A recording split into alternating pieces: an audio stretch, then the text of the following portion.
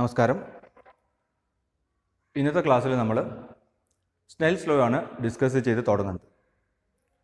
കഴിഞ്ഞ ക്ലാസ്സിൽ laws of refraction പഠിച്ചിരുന്നു. ഇൻസിഡൻറ്റ് റേയും നോർമലും റിഫ്രാക്റ്റഡ് റേയും ഒരേ പ്ലെയിനിൽ വരത്തക്ക രീതിയിൽ റിഫ്രാക്ഷൻ നടക്കുകയുള്ളൂ എന്നതാണ് ഒന്നാമത്തെ ലോ ഓഫ് റിഫ്രാക്ഷൻ. രണ്ടാമത്തെ law of refraction angle of ഇൻസിഡൻസും ആംഗിൾ ഓഫ് റിഫ്രാക്ഷനും തമ്മിൽ കണക്ട് ചെയ്യുന്ന ഒരു റിലേഷൻഷിപ്പ് കൂടിയായി. ഒരു മീഡിയത്തിലേക്ക് suppose this is medium number 2 with absolute refractive index n2 and this one is medium number 1 with absolute refractive index n1. അതിലേക്ക് ലൈറ്റ് ചരിഞ്ഞ് പതിക്കുന്ന സമയത്ത് നോർമലുമായിട്ടുണ്ടാക്കുന്ന ഇൻസിഡൻറ്റ് റേ ഉണ്ടാക്കുന്ന ആംഗിളാണ് ആംഗിൾ ഓഫ് ഇൻസിഡൻസ്. ആ റേ ഓഫ് ലൈറ്റ് ഡെൻസർ മീഡിയത്തിലേക്ക് കടക്കുന്ന സമയത്ത് നോർമലിൻ്റെ അടുത്തേക്ക് bend ചെയ്യും.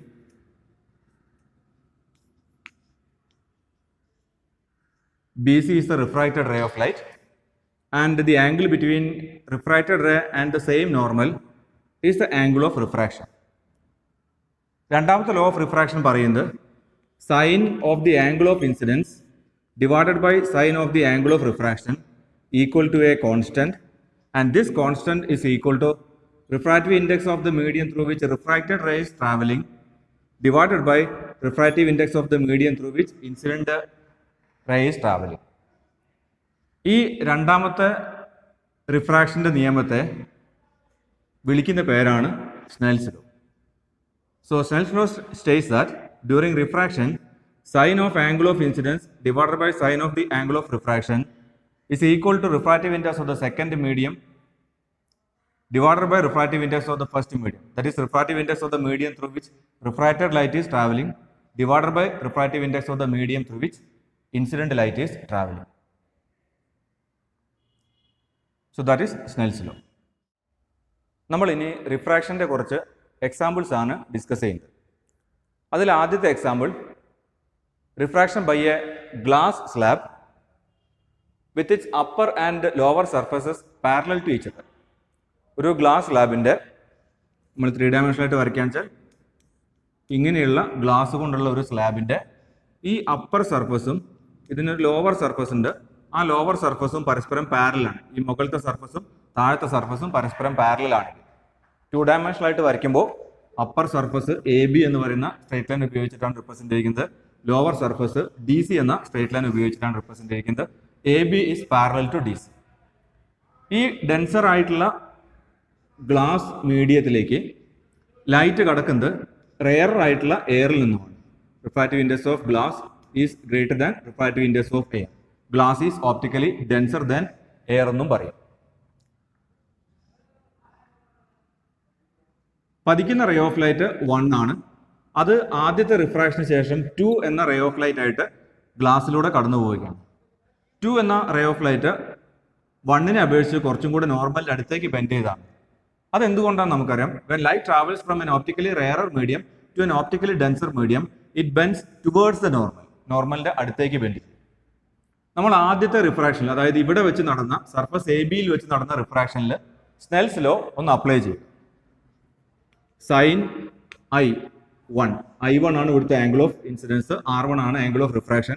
So sine I1 divided by sine R1 is equal to refractive index of glass divided by refractive index of air. Refractive index of glass divided by refractive index of air. ഏത് മീഡിയത്തിലൂടെയാണോ refracted light സഞ്ചരിക്കുന്നത് അതിന്റെ refractive index divided by ഏത് മീഡിയത്തിലൂടെയാണോ incident light സഞ്ചരിക്കുന്നത് അതിന്റെ refractive index.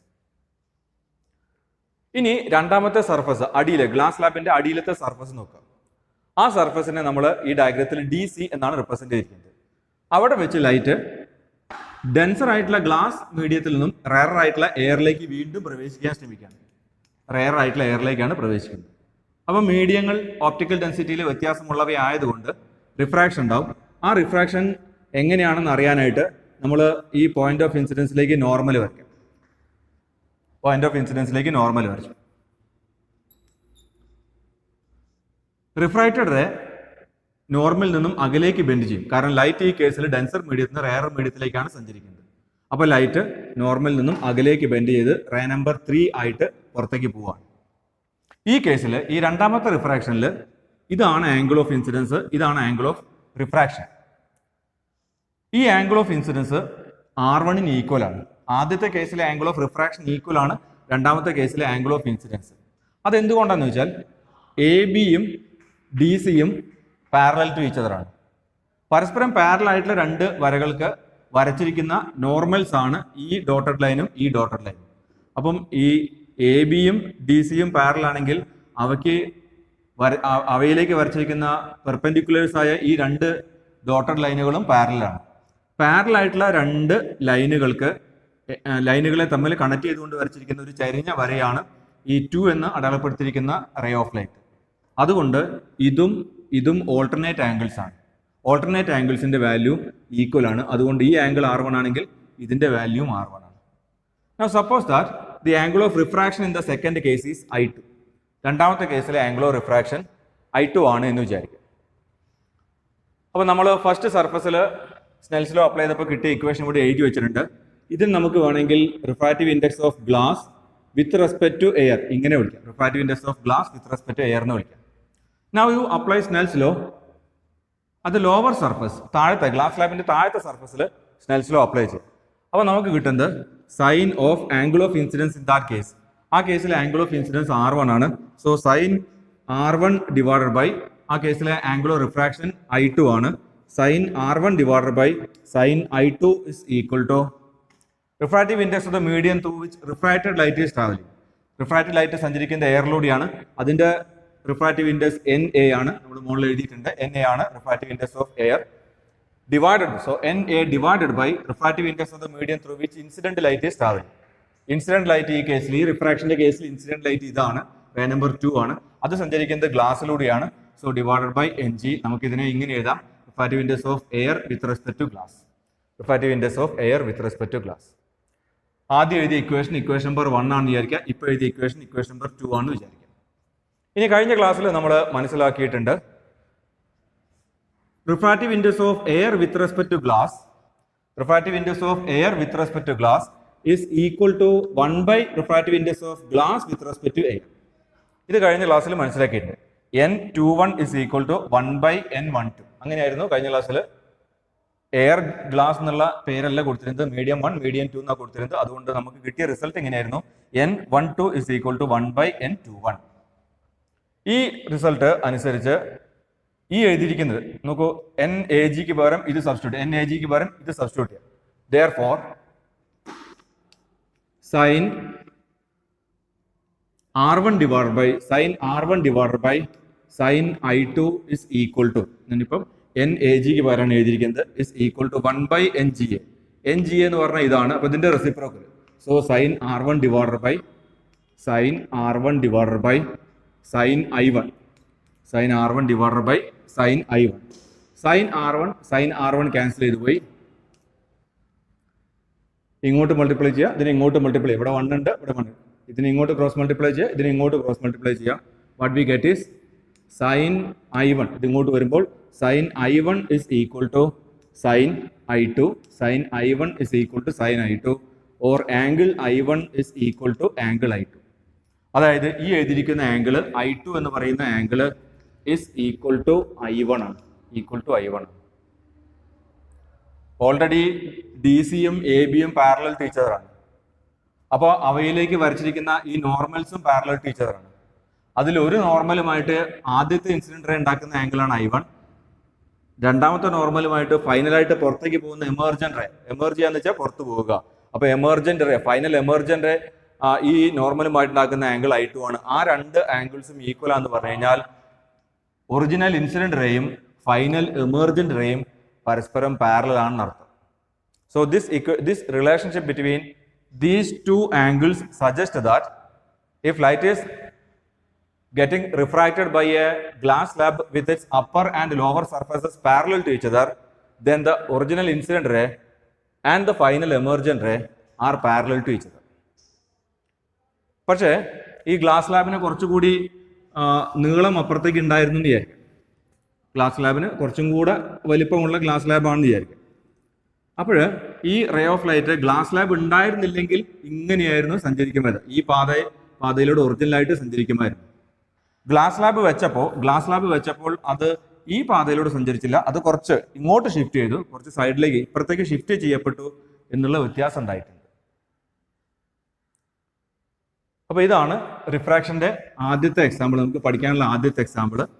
ഒരു upper സർഫസും lower സർഫസും പരസ്പരം parallel ആയിട്ടുള്ള ഒരു ഗ്ലാസ് സ്ലാബിൽ ലൈറ്റ് ചരിഞ്ഞ് പതിച്ചു കഴിഞ്ഞാൽ ഇൻസിഡന്റ് റേയും ഫൈനൽ എമർജന്റ് റേയും പരസ്പരം പാരലൽ ആയിരിക്കും. റിഫ്രാക്ഷന്റെ അടുത്ത എക്സാമ്പിൾ ആക്ച്വൽ ഡെപ്തും അപ്പാരന്റ് ഡെപ്തും തമ്മിലുള്ള റിലേഷൻഷിപ്പാണ്. അതിനു വേണ്ടിയിട്ട് ഒരു പാത്രത്തിൽ, ഇതൊരു പാത്രമാണെന്ന് വിചാരിക്കാം, സാമാന്യം വലിപ്പമുള്ള പാത്രം, അതിനകത്ത് വെള്ളം എടുത്തിട്ടുണ്ട്, വാട്ടർ ഓപ്റ്റിക്കലി ഡെൻസർ ആണ് compared to air. NW refractive index of വാട്ടറും NA റിഫ്രാക്റ്റീവ് ഇൻഡെക്സ് ഓഫ് എയറും ആണെങ്കിൽ, അബ്സല്യൂട്ട് വാല്യൂസ് ആണെങ്കിൽ, refractive index of water is greater than refractive index of air. ഈ പാത്രത്തിൽ, വെള്ളം നിറച്ച പാത്രത്തിൽ, വെള്ളത്തിന്റെ ഉള്ളില് പാത്രത്തിന്റെ അടിവശത്തായിട്ട് S എന്ന ഒരു ഓബ്ജക്റ്റ്, ഒരു വസ്തു ഉണ്ടെന്ന് വിചാരിക്കും. ഈ ഷെയ്ഡ് ചെയ്തിരിക്കുന്നതാണ് വസ്തു. അതിൽ നിന്നും ചരിഞ്ഞ് പതിക്കുന്ന, എന്നുവെച്ചാൽ മുകളിലേക്ക് ചരിഞ്ഞ് സഞ്ചരിക്കുന്ന ഒരു റേ ഓഫ് ലൈറ്റ് ഇമാജിൻ ചെയ്യും. ഇതാണ് അത്തരത്തിലുള്ള ഒരു റേ ഓഫ് ലൈറ്റ് എന്ന് വിചാരിക്കുക. Suppose that it is ray number 1, ray 1 ആണെന്ന് വിചാരിക്കുക. അത് ഡെൻസർ മീഡിയത്തിൽ നിന്നും റെയർ മീഡിയത്തിലേക്കാണ് സഞ്ചരിക്കാൻ ശ്രമിക്കുന്നത്. ഡെൻസർ മീഡിയത്തിൽ നിന്ന് റെയർ മീഡിയത്തിലേക്ക് ലൈറ്റ് സഞ്ചരിക്കുമ്പോൾ അത് നോർമലിൽ നിന്നും അകലേക്ക് ബെൻഡ് ചെയ്യും. ആ രീതിയിലാണ് റിഫ്രാക്ഷൻ ഉണ്ടാവുക. അപ്പോൾ അത് വരയ്ക്കാനായിട്ട് നമുക്ക് നോർമൽ വേണം. അപ്പം വെള്ളത്തിന്റെ സർഫസിലേക്ക്, അവിടെ വെച്ചാൽ റിഫ്രാക്ഷൻ നടക്കുന്നത്, വെള്ളത്തിന്റെ സർഫസിലേക്ക് നമ്മൾ നോർമൽ വരയ്ക്കും. അപ്പോൾ ഇതാണ് നോർമൽ എന്ന് വിചാരിക്കുക. ഇതാണ് ആംഗിൾ ഓഫ് ഇൻസിഡൻസ്. ആ ആംഗിൾ ഓഫ് ഇൻസിഡൻസ് I1 ആണെന്ന് വിചാരിക്കും. അപ്പോൾ ലൈറ്റ് നോർമലിൽ നിന്നും കുറച്ച് അകലേക്കായിട്ട് ബെൻഡ് ചെയ്യും. നോർമലിൽ നിന്ന് കുറച്ച് അകലേക്കായിട്ട് ബെൻഡ് ചെയ്യും.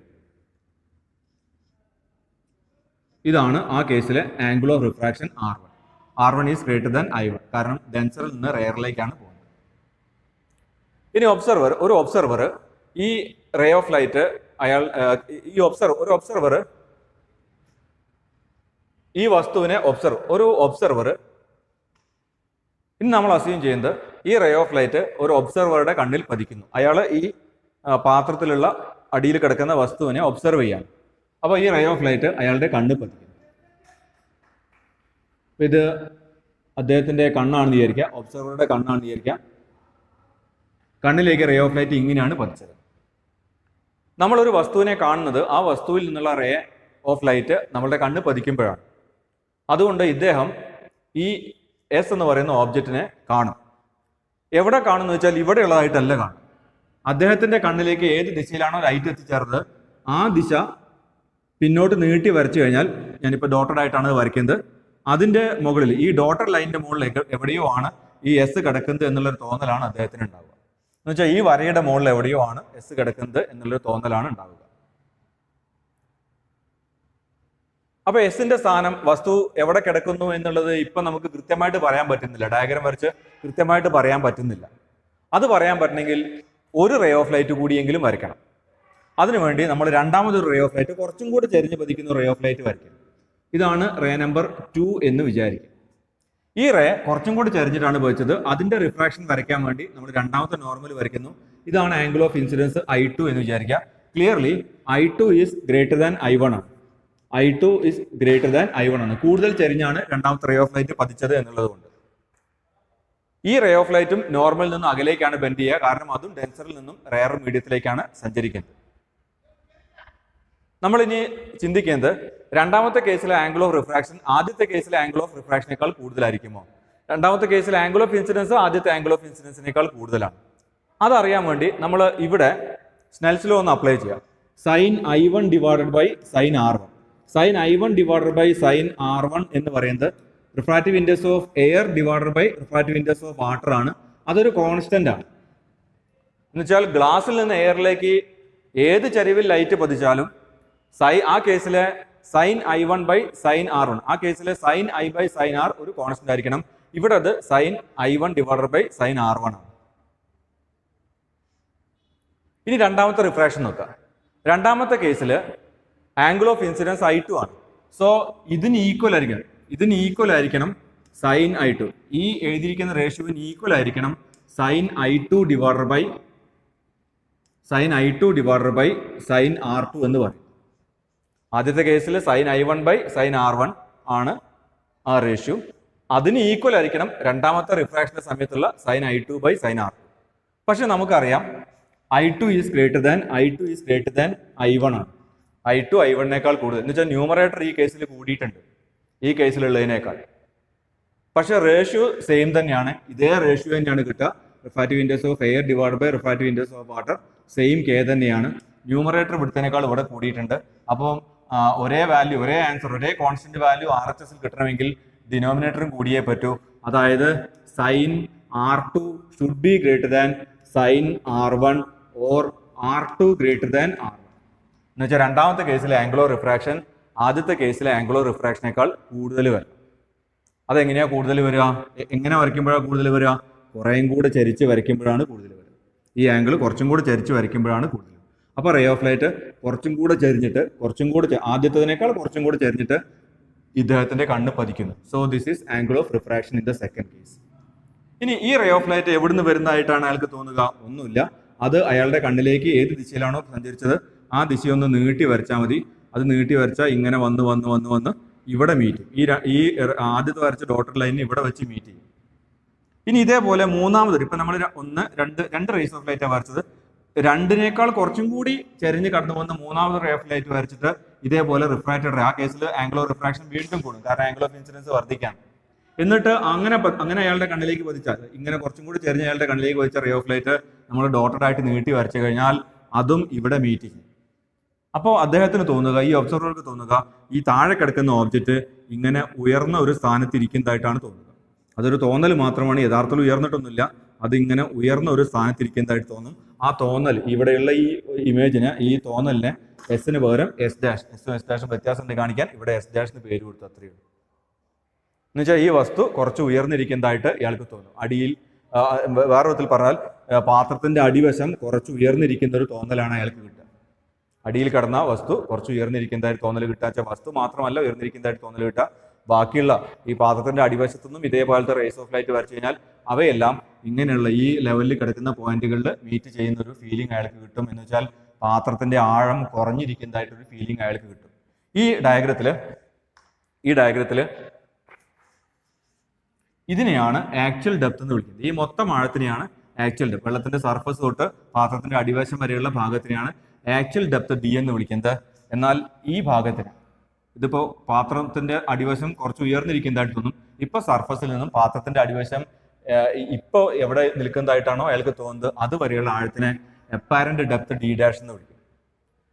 ആക്ച്വൽ ഡെപ്തായ ഡിയും അപ്പാരന്റ് ഡെപ്തായ D' തമ്മിലുള്ള റിലേഷൻഷിപ്പ് ആണ് നമുക്ക് ഈ കേസിൽ പഠിക്കാനുള്ളത്. ഡിറൈവ് ചെയ്യാനൊന്നുമില്ല, ആ ഒരു റിലേഷൻഷിപ്പ് പഠിക്കാൻ മാത്രമേ ഉള്ളൂ. Actual depth divided by apparent depth എന്ന് വെച്ചാൽ എന്താ കിട്ടുക? Actual depth by apparent depth എന്ന് വെച്ചാൽ D ഡിവൈഡഡ് ബൈ, അതാണ് actual depth divided by D'. ഈ റേഷ്യോ എടുത്തു കഴിഞ്ഞാൽ that is equal to refractive index of the denser medium divided by refractive index of the rarer medium. NW, ഇവിടെ NW ആണ് denser medium, NW divided by NA. ഇങ്ങനെ കിട്ടും. ഈ relationship ആണ് actual depth by apparent depth equal to refractive index of denser medium divided by refractive index of the rarer medium. അതായത് ഒരു rarer മീഡിയത്തിൽ നിന്നും ഒരു ജലാശയത്തിലേക്ക്, വെള്ളം നിറച്ചൊരു ടാങ്കിലേക്ക് അല്ലെങ്കിൽ തോട്ടിലേക്ക്, വെള്ളമുള്ളൊരു തോട്ടിലേക്കൊക്കെ ഒരു ഒബ്സർവർ നോക്കുന്ന സമയത്ത് ആ തോട്ടിനകത്ത് കിടക്കുന്ന തോട്ടിനുള്ളിൽ വെള്ളത്തിലുള്ള ഒരു മത്സ്യം ഉയർന്നിരിക്കുന്ന ഒരു ഫീലിംഗ് ആണ് അയാൾക്ക് തോന്നുക. ഓക്കെ, തൊട്ട് മുമ്പേ നമ്മൾ ആക്ച്വൽ ഡെപ്തും അപ്പാരന്റ് ഡെപ്തും തമ്മിലുള്ള റിലേഷൻഷിപ്പ് പഠിച്ചു. റെയറർ ആയിട്ടുള്ള എയറിൽ നിന്നും ഡെൻസർ ആയിട്ടുള്ള ഒരു തോട്ടിലെ വെള്ളത്തിലേക്ക് നമ്മൾ നോക്കിക്കഴിഞ്ഞാൽ ആ തോടിന്റെ ആഴം കുറഞ്ഞിരിക്കുന്നതായിട്ട് നമുക്ക് തോന്നും. ഇനി തിരിച്ചാണെങ്കിലോ, തോട്ടിലെ വെള്ളത്തിൽ ഒരു മത്സ്യമുണ്ട്. ആ മത്സ്യം കരയിൽ നിൽക്കുന്ന ഒരു മനുഷ്യനെയാണ് ഒബ്സർവ് ചെയ്യുന്നത് വിചാരിക്കുക, അല്ലെങ്കിൽ കരയിലുള്ളൊരു വസ്തുവിനെയാണ് ഒബ്സർവ് ചെയ്യുന്നത് വിചാരിക്കുക. ഇവിടെ ഒരു മനുഷ്യനാണ്. ഈ മനുഷ്യന്റെ തലയുടെ അറ്റത്ത് നിന്നും, ഏറ്റവും മുകൾ വശത്ത് നിന്നും സ്റ്റാർട്ട് ചെയ്ത് വെള്ളത്തിലേക്ക് സഞ്ചരിക്കുന്ന ഒരു റേ ഓഫ് ലൈറ്റ് ആണ് ഈ വരച്ചിരിക്കുന്നത്. അപ്പോൾ ഇതാണ് അവിടുത്തെ ആംഗിൾ ഓഫ് ഇൻസിഡൻസ് വരുന്നത്. ഈ കേസിൽ റെയറർ മീഡിയത്തിൽ നിന്ന് ലൈറ്റ് ഡെൻസർ മീഡിയത്തിലേക്കാണ് കടക്കാൻ ശ്രമിക്കുന്നത്. Water is optically denser than air. Air rarer മീഡിയമാണ്, വാട്ടർ ഡെൻസർ മീഡിയമാണ്. അപ്പൊ ലൈറ്റ് നോർമലിന്റെ അടുത്തേക്ക് ബെൻഡ് ചെയ്യും. ഇതാണ് നോർമൽ വരച്ചിരിക്കുന്നത്. അതിന്റെ അടുത്തേക്ക് ലൈറ്റ് ബെൻഡ് ചെയ്യും. അങ്ങനെ ബെൻഡ് ചെയ്ത ലൈറ്റ് ഈ മത്സ്യത്തിന്റെ കണ്ണിൽ പോയി പതിച്ചു എന്ന് വിചാരിക്കും. മത്സ്യത്തിന്റെ കണ്ണിലേക്ക് ഒബ്സർവറുടെ തലയിൽ നിന്നുമുള്ള റേ ഓഫ് ലൈറ്റ് വന്ന് പതിച്ചു കഴിഞ്ഞാൽ മത്സ്യത്തിന് ഒബ്സർവറുടെ തല കാണാൻ പറ്റും. അത് എവിടെ ഇരിക്കുന്ന ആ തല എവിടെ ഉള്ളതായിട്ടാണ് മത്സ്യത്തിന് തോന്നുക എന്ന് വെച്ചാൽ ഇവിടെ ഉള്ളതായിട്ടല്ല തോന്നുക. മത്സ്യത്തിന്റെ കണ്ണിലേക്ക് റേ ഓഫ് ലൈറ്റ് വന്ന് പതിച്ച ദിശ നമ്മൾ പിന്നോട്ട് നീട്ടി വരയ്ക്കും, ഡോട്ടഡ് ആയിട്ട് നീട്ടി വരയ്ക്കും. അപ്പൊ അത് കുറേം കൂടെ യഥാർത്ഥ തല നിൽക്കുന്ന സ്ഥലത്തിനേക്കാൾ കുറേം കൂടെ ഉയർന്ന ഏതോ സ്ഥലത്ത് നിന്ന് വരുന്ന ഒരു ഫീലിംഗ് ആണ് അയാൾക്ക് ഉണ്ടാവുക. യഥാർത്ഥത്തിൽ ഒറ്റ റേ ഓഫ് ലൈറ്റ് മാത്രം വരച്ചാൽ നമുക്ക് ഈ മത്സ്യത്തിന് ഇദ്ദേഹത്തിന്റെ തല എവിടെ നിൽക്കുന്നു എന്നുള്ള ഫീലിംഗ് കാണിക്കാൻ പറ്റില്ല. ഒന്നിലധികം റേസ് ഓഫ് ലൈറ്റ് വേണം. നമ്മൾ ഈ തലയിൽ നിന്നും പുറപ്പെടുന്ന കൂടുതൽ റേസ് ഓഫ് ലൈറ്റ്, ചരിവ് വ്യത്യാസപ്പെട്ടുകൊണ്ട് പതിക്കുന്ന കൂടുതൽ റേസ് ഓഫ് ലൈറ്റ് വരച്ചു കഴിഞ്ഞാൽ വ്യത്യസ്ത ദിശകളിലായിട്ട് ഇയാളുടെ ഈ മത്സ്യത്തിന്റെ കണ്ണിലേക്ക് അവ എത്തിച്ചേരും. ആ ദിശകളെല്ലാം കൂടെ, ആ റേസ് ഓഫ് ലൈറ്റ് എല്ലാം കൂടെ ഇപ്പുറത്തേക്ക് ഡോട്ടഡ് ആയിട്ട് നീട്ടി വരച്ചു കഴിഞ്ഞാൽ എല്ലാവരും കൂടെ ഇങ്ങനൊരു പോയിന്റിൽ നിന്നും വരുന്ന ഒരു ഫീലിംഗ് ആണ് മത്സ്യത്തിന് ഉണ്ടാവുക. എന്ന് വെച്ചാൽ തലയുടെ ടിപ്പ് ഇത്രയും ഉയരത്തിൽ കിടക്കുന്ന ഒരു ഫീലിംഗ് ആണ് അയാൾക്ക് ഉണ്ടാവുക. അതേപോലെ ശരീരത്തിന്റെ ബാക്കി ഭാഗങ്ങളും കുറേം കൂടെ ഉയർന്നിരിക്കുന്ന ഒരു ഫീലിംഗ് ആണ് അയാൾക്ക് ഉണ്ടാവുക. എന്ന് വെച്ചാൽ ചെറിയ ഒരു മനുഷ്യനാണെങ്കിൽ അയാളുടെ കുറേം കൂടെ വലിയൊരു രൂപമാണ് ഈ മത്സ്യത്തിന് കിട്ടുക. എന്ന് വെച്ചാൽ ഷോർട്ടർ ആയിട്ടുള്ള ഒരു വസ്തു വെള്ളത്തിന്റെ ഉള്ളിൽ നിന്ന് നോക്കുന്ന സമയത്ത് ടോളർ ആയിട്ടുള്ള ഫീലിംഗ് ഉണ്ടാവും എന്നർത്ഥം. ആ ഫീലിംഗ് ഉണ്ടാവാൻ കാരണം റിഫ്രാക്ഷൻ ഓഫ് ലൈറ്റ് ആണ്. ഓക്കെ, റിഫ്രാക്ഷന്റെ അടുത്ത എക്സാമ്പിൾ ആയിട്ട് നമ്മൾ പഠിക്കുന്നത് സൺറൈസ് ആൻഡ് സൺസെറ്റ് ആണ്. സൂര്യൻ ഉദിക്കുന്നതും സൂര്യൻ അസ്തമിക്കുന്നതും റിഫ്രാക്ഷൻ കൊണ്ടാണ് എന്നല്ല പറയുന്നത്, ആ ഇഫക്റ്റ് ആണെന്നല്ല പറയുന്നത്. പകരം സൂര്യൻ ഉദിക്കുന്നതിന് മുമ്പേ നമ്മൾ സൂര്യനെ കാണുന്നുണ്ട്, സൂര്യൻ അസ്തമിച്ച ശേഷവും നമ്മൾ സൂര്യനെ കാണുന്നുണ്ട്. എത്രയെങ്കിലും നേരമൊന്നുമില്ല, കുറച്ച് സമയം. അതായത് സൂര്യൻ ഉദിക്കുന്നതിന് കുറച്ച് മുമ്പേ നമ്മൾ സൂര്യൻ ഉദിച്ചതായിട്ട് തോന്നുന്നുണ്ട്. അതേപോലെ സൂര്യൻ അസ്തമിച്ച കുറച്ച് സമയം കൂടെ സൂര്യൻ അവിടെ ഉള്ളതായിട്ട്, ഇതുവരെ അസ്തമിച്ചിട്ടില്ല, കുറച്ചും കൂടെ കഴിഞ്ഞിട്ടാണ്. യഥാർത്ഥത്തിൽ അസ്തമിച്ച ശേഷവും സൂര്യൻ അസ്തമിക്കാത്ത ഒരു ഫീലിംഗ് നമുക്ക് ഉണ്ടാവുന്നുണ്ട് കുറച്ച് നേരത്തേക്ക്. അതാണ് റിഫ്രാക്ഷൻ ഉപയോഗിച്ച് നമ്മൾ എക്സ്പ്ലെയിൻ ചെയ്യുന്നത്. ഇത് ഭൂമിയാണെന്ന് വിചാരിക്കുക, ചെറിയ സർക്കിൾ ഭൂമിയാണെന്ന് വിചാരിക്കുക. ഭൂമിയുടെ അന്തരീക്ഷമാണ്, അന്തരീക്ഷത്തിന്റെ അതിർത്തിയാണ്, ബൗണ്ടറിയാണ് ഈ വരച്ചിരിക്കുന്ന ലാർജർ സ്ഫിയർ. അപ്പൊ എന്താണ് ടെക്നിക്കലി ഒരു ആളെ സംബന്ധിച്ചിടത്തോളം സൂര്യൻ ഉദിക്കുക അല്ലെങ്കിൽ സൂര്യൻ അസ്തമിക്കുക എന്ന് പറയുന്നത്? നമ്മൾ സൂര്യാസ്തമയത്തെ പറ്റി ചിന്തിക്കുക. അപ്പുറത്ത് കുറെ കിഴക്ക് വശത്ത് ബോർഡിൽ കുറെ പേരുകളൊക്കെ എഴുതിയിട്ടുണ്ട്. അപ്പൊ അവിടെ വേറെ ഇനി അഡീഷണൽ ആയിട്ട് ഡയഗ്രാമുകളൊക്കെ വരച്ചു കഴിഞ്ഞാൽ കോംപ്ലിക്കേഷൻ വരും. അതുകൊണ്ട് ഫ്രീ ആയിട്ട് വെച്ചിരിക്കുന്നത് വെസ്റ്റിലാണ്, പടിഞ്ഞാറ് വശത്താണ് ഫ്രീ ആയിട്ട് വെച്ചിരിക്കുന്നത്. ഇവിടെ സംഭവിക്കുന്ന കാര്യം, വെസ്റ്റിൽ സംഭവിക്കുന്ന കാര്യം സൂര്യ അസ്തമയമാണ്, സൺസെറ്റ് ആണ്. അതുകൊണ്ട് സൂര്യൻ അസ്തമിച്ച ശേഷവും കുറച്ച് സമയം കൂടെ സൂര്യനെ നമ്മൾ കാണുന്നുണ്ട്. അതെങ്ങനെയാണ് റിഫ്രാക്ഷൻ ഉപയോഗിച്ച് എക്സ്പ്ലെയിൻ ചെയ്യുന്നത് എന്നാണ് പരിശോധിക്കാൻ പോകുന്നത്. അപ്പം അസ്തമിക്കുക എന്ന് പറഞ്ഞാൽ എന്താണ്? ഒരു ഒബ്സർവറെ സംബന്ധിച്ചിടത്തോളം സൂര്യൻ അസ്തമിച്ചു എന്ന് പറയുന്നത് അയാളുടെ ഹൊറൈസണിലൂടെ, അയാൾ നിൽക്കുന്ന സ്ഥലത്ത് കൂടി കടന്നു പോകുന്ന ഹൊറൈസണിന്റെ താഴെ സൂര്യൻ പോകുമ്പോഴാണ്. ഹൊറൈസൺ എന്ന് പറഞ്ഞാൽ ഇയാൾ നിൽക്കുന്ന സ്ഥലത്ത് ഭൂമിയുടെ സർഫസിന് ടാൻജന്റ് ആയിട്ട് വരയ്ക്കുന്ന ഒരു സ്ട്രെയിറ്റ് ലൈൻ. ഇതാണ് ഇയാൾ നിൽക്കുന്ന സ്ഥലത്തുള്ള ഹൊറൈസൺ, നമ്മൾ ചക്രവാളം എന്ന് പറയും. സൂര്യൻ ഇങ്ങനെ നിൽക്കുന്ന സമയത്ത് ഇയാളെ സംബന്ധിച്ചിടത്തോളം ഇതാണ് സൂര്യൻ വിചാരിക്കും. സൂര്യൻ ഹൊറൈസന്റെ മുകളിൽ നിൽക്കുന്ന സമയത്ത് ഇയാളെ സംബന്ധിച്ചിടത്തോളം സൂര്യൻ അസ്തമിച്ചിട്ടില്ല. എന്നാൽ സൂര്യൻ ഈ ഹൊറൈസന്റെ താഴെ പോയി കഴിഞ്ഞാൽ ടെക്നിക്കലി ഇയാളെ സംബന്ധിച്ചിടത്തോളം സൂര്യൻ അസ്തമിച്ചു കഴിഞ്ഞു.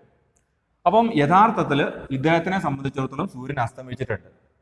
ഇനി സൂര്യനിൽ നിന്നും പുറപ്പെടുന്ന ഒരു റേ ഓഫ് ലൈറ്റ്, ഇങ്ങനെ ചരിഞ്ഞ് പുറപ്പെടുന്ന റേ ഓഫ് ലൈറ്റ് ഭൂമിയുടെ അന്തരീക്ഷത്തിന്റെ അതിർത്തിയിൽ എത്തിയെന്ന് വിചാരിക്കുക. ഇതാണ് റേ ഓഫ് ലൈറ്റ് എന്ന് വിചാരിക്കുക. ഈ റേ ഓഫ് ലൈറ്റ് സൂര്യനിൽ നിന്ന് സ്റ്റാർട്ട് ചെയ്ത് ഭൂമിയുടെ അന്തരീക്ഷത്തിന്റെ അതിർത്തിയിലെത്തി. ഇപ്പുറത്ത് വാക്യൂമാണ്, ഇപ്പുറത്ത് എയറാണ്. ഇത് സൂര്യൻ.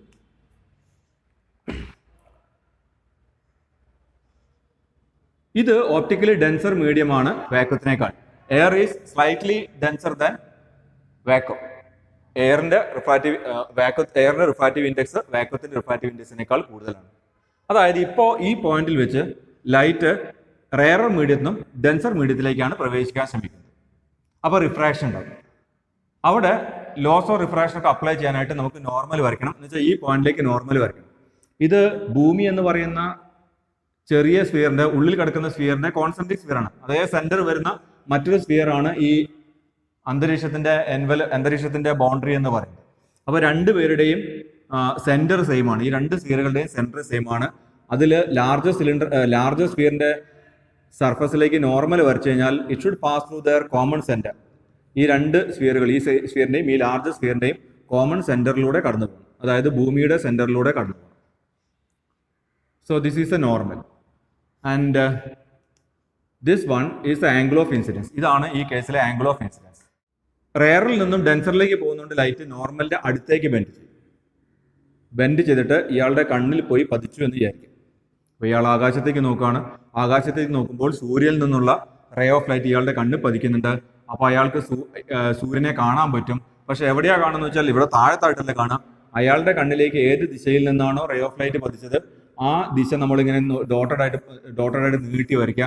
ഈ ലൈനിന്റെ മുകളിൽ എവിടെയോ ആണ് സൂര്യൻ നിൽക്കുന്നത് എന്നുള്ള തോന്നലാണ് അയാൾക്ക് ഉണ്ടാവുക. ആ ലൈനിന്റെ മുകളിൽ കുറേ പോയിന്റുകളുണ്ട്. അതിലെവിടെ ആണ് സൂര്യൻ നിൽക്കുക എന്ന തോന്നലാണ് ഉണ്ടാവുന്നത് വെച്ചാൽ നമ്മൾ ഇതിൽ നിന്ന് വീണ്ടും റേസ് ഓഫ് ലൈറ്റ് വരയ്ക്കുക. ഇതേപോലെ ചരിഞ്ഞു പോകുന്ന റേസ് ഓഫ് ലൈറ്റ് വരയ്ക്കുക.